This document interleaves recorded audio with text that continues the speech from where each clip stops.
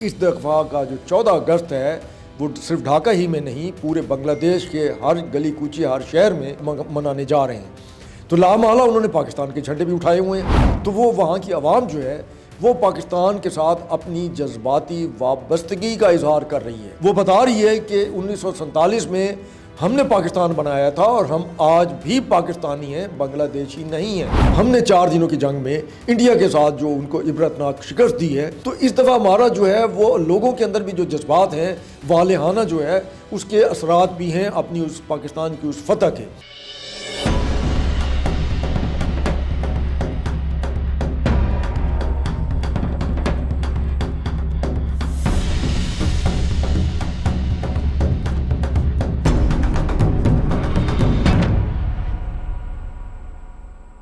بسم اللہ الرحمن الرحیم، السلام علیکم۔ ساؤتھ پنجاب ڈیجیٹل کے پلیٹ فارم سے میں ہوں آپ کی میزبان تنزیلہ ملک۔ ناظرین گرامی، کچھ ایسی خبریں اور حقائق جو آپ کو حیران بھی کر دیں گی اور پرجوش بھی۔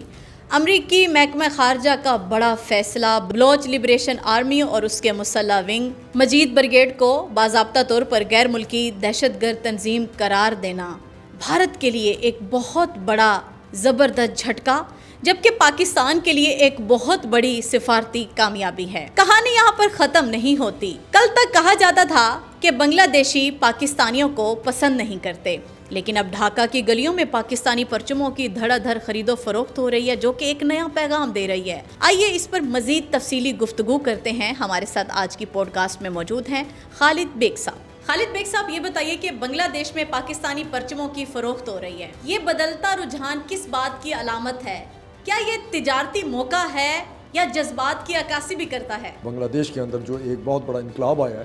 اور پچھلے سال اور اس کے بعد جس طریقے سے 1 سال سے زیادہ ہو گیا، تو یہی اگست ہی کا تھا نا، 5 اگست کو، جس وقت انہوں نے حسینہ واجد کا تختہ الٹا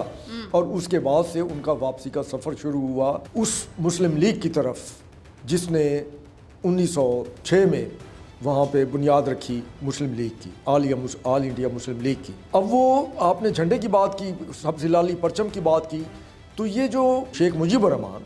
اس نے اقتدار میں آنے کے بعد پاکستان سے علیحدگی کے بعد 1971 میں جب پاکستان کے خلاف جارحیت کی بھارت نے، تو انہوں نے جو بنگلہ دیش کا جو جھنڈا تیار کیا تھا وہ قومیت کی بنیاد پر تھا۔ اس کا دین سے، اسلام سے، مسلم لیگ سے، 2 قومی نظریہ سے، پاکستان سے کوئی تعلق نہیں تھا۔ لیکن اب اس انقلاب کے بعد وہ واپس اسی طرف لوٹنا چاہتے ہیں اور وہ اعلان کر چکے ہیں کہ وہ اب اپنا جو جھنڈا ہے، سبز لالی پرچم جو ہے، وہ اس کو جو پرانا آل انڈیا مسلم لیگ کا جھنڈا تھا جس میں ایک چاند تارہ درمیان میں بنا ہوا تھا، باقی پورا جو ہے وہ گرین تھا، اس کو جو ہے وہ لانا چاہ رہے ہیں اور وہ بھی ساتھ اس کی نمائش جاری ہے اور خرید و فروخت اس کی جاری ہے۔ اور پھر مزے کی بات یہ ہے کہ یہ ہم ابھی تک اپنی قوم کو نہیں بتا سکے کہ اس دفعہ کا جو 14 اگست ہے وہ صرف ڈھاکہ ہی میں نہیں پورے بنگلہ دیش کے ہر گلی کوچے ہر شہر میں اس وقت کا جو ہمیں آزادی ملی تھی، کیا ہمیں پاکستان کے حوالے سے 14 اگست منانے جا رہے ہیں۔ تو لامحالہ انہوں نے پاکستان کے جھنڈے بھی اٹھائے ہوئے ہیں، تو وہ وہاں کی عوام جو ہے وہ پاکستان کے ساتھ اپنی جذباتی وابستگی کا اظہار کر رہی ہے۔ وہ بتا رہی ہے کہ 1947 میں ہم نے پاکستان بنایا تھا اور ہم آج بھی پاکستانی ہیں، بنگلہ دیشی نہیں ہیں۔ ٹھیک ہے، ان کی اس وقت شناخت جو ہے وہ بنگالی قوم پرستی کے حوالے سے بنگلہ دیش ہے، لیکن ان کی روح، ان کے دل کی آواز جو ہے وہ پاکستان ہے۔ وہ ہے نا، یہاں ایک بڑا مشہور جو ایک ہے، دل دل پاکستان، تو وہ ایک پاکستان کے ساتھ ہی اب ان کا جو دل کی دھڑکنیں ہیں وہ پاکستان کے ساتھ ہیں۔ ہمیں اس چیز کو سمجھنا چاہیے اور ہمیں اس کو اپریشیٹ کرنا چاہیے۔ کبھی یہ بھی کہا جاتا تھا کہ جو ہے بنگلہ دیشی وہ پاکستانیوں کو پسند نہیں کرتے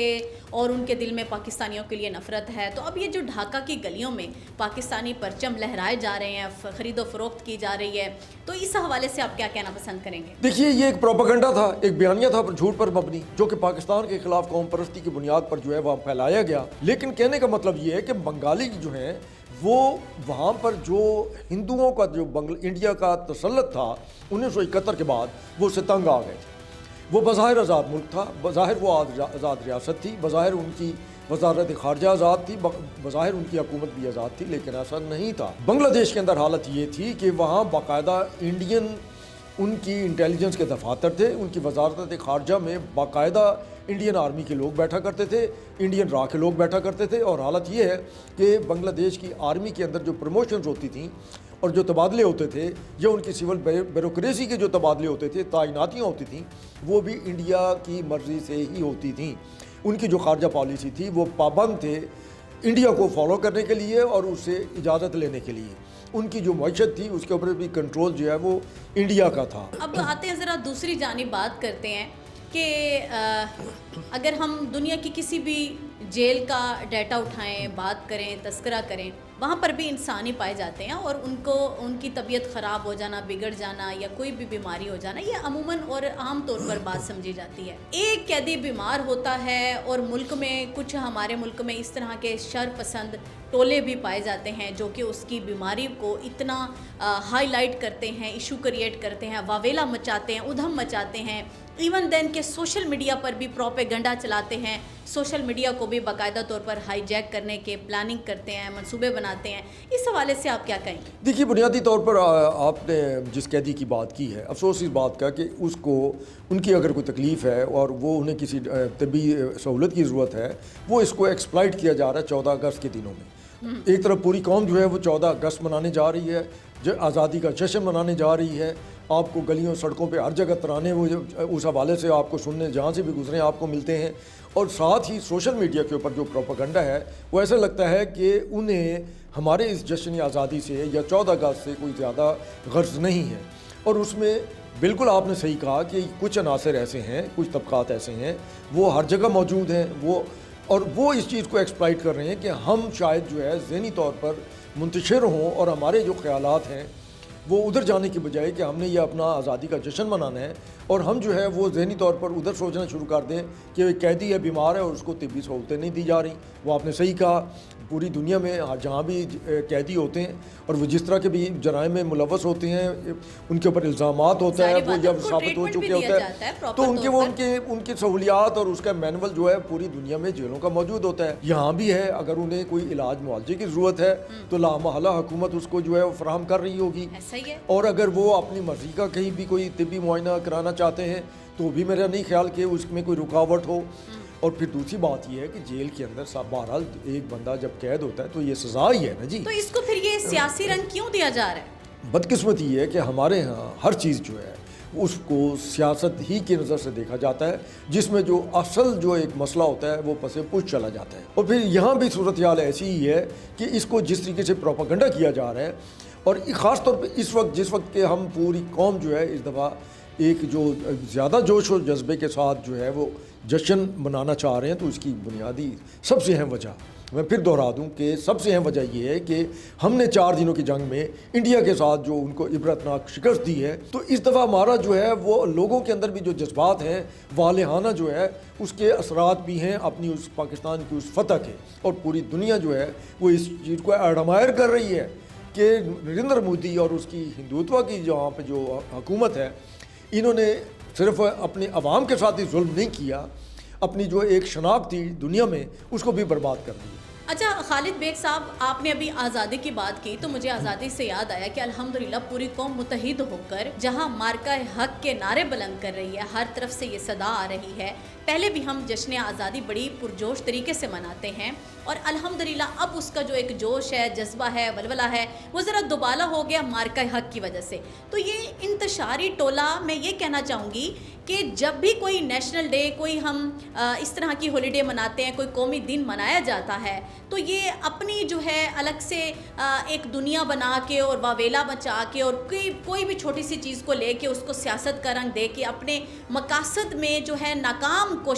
کامیاب ہونے کی ناکام کوشش کرتے ہیں۔ یہ ان کو مل کیا جاتا ہے آخر؟ یہ وہی، اس کو آپ یوں سمجھ لیں کہ ہماری سوسائٹی میں یہ ایک طرح کی سیاسی پھوپھو ہیں جو اس طریقے سے ان کی کوشش ہے کہ چلیں ایک انتہائی اہم ایونٹ ہے، بجائے اس کے کہ وہ ساتھ شامل ہو کے اس کو ایک مارکہ حق جو ہے یا جشن آزادی اس کو ملا کے اس کو سیلیبریٹ کیا جائے، اس کو خوشی منائی جائے، وہ اس کے اوپر ایسا تاثر دینا چاہ رہے ہیں جیسے وہ روٹھے ہوئے ہیں پھوپھو کی طرح،